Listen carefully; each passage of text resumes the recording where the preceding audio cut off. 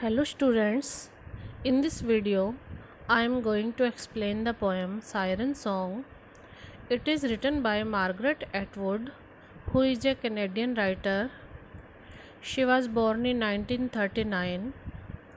This poem was written in 1974 and is found in her collection entitled You Are Happy. This poem, Siren Song, is prescribed for MA Final English Paper 8th B Women's Writing in MGS University, Bikaner. Before I read the text of the poem, let us know about the title of the poem Siren Song. A general question comes into our mind: what is siren? So, the sirens are three mythical creatures who were half woman and half bird, with heads of woman and bodies of bird. The reference of these sirens is found in Homer's epic poem, The Odyssey.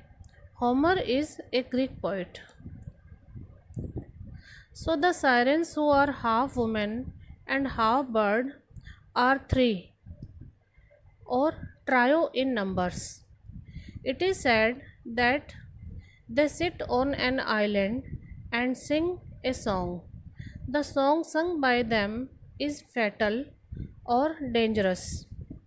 The song is fatal because it is said that whoever listens to that song either dies or gets mad.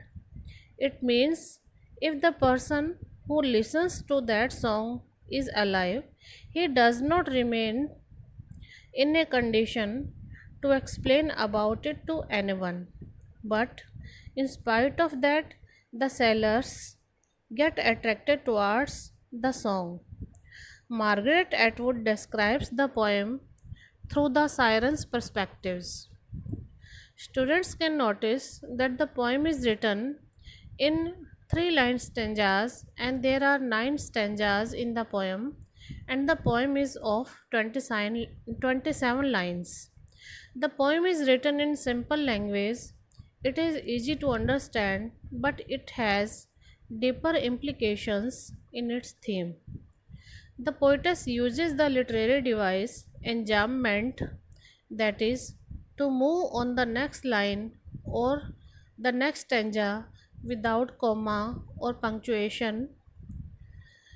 She moves on the next line or stanza without breaking the theme or the connection of the poem. Atwood uses colons in the lines, and all these colons help the readers to maintain the poetess's mood of anticipation and suspense. The readers wait to hear the song and want to know the mystery of the song. Now I read the text of the poem.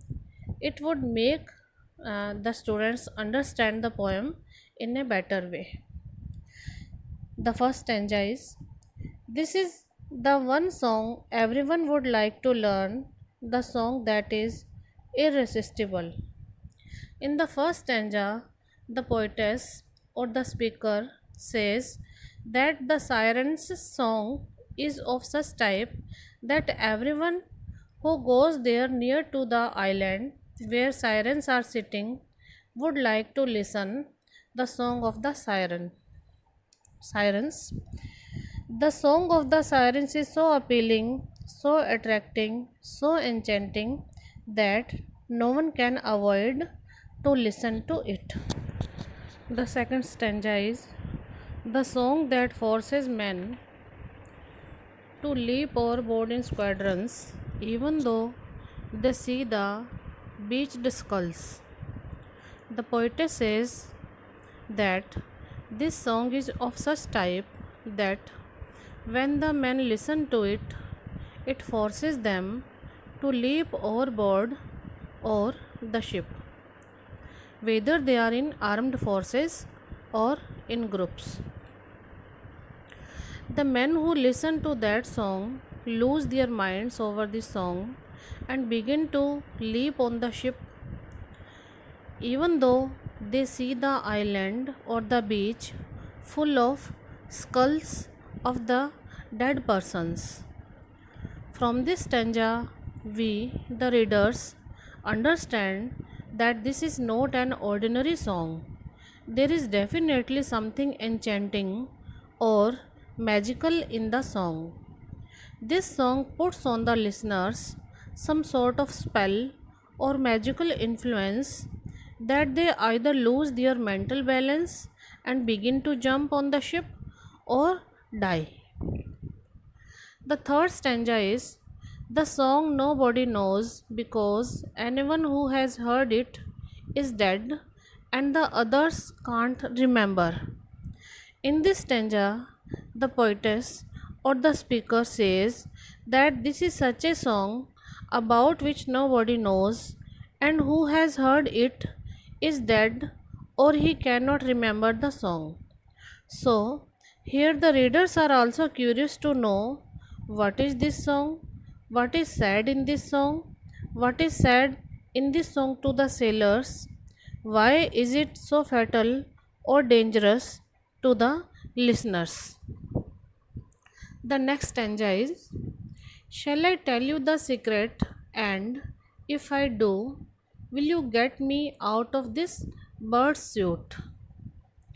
In this stanza, the speaker is falling into a character of the siren.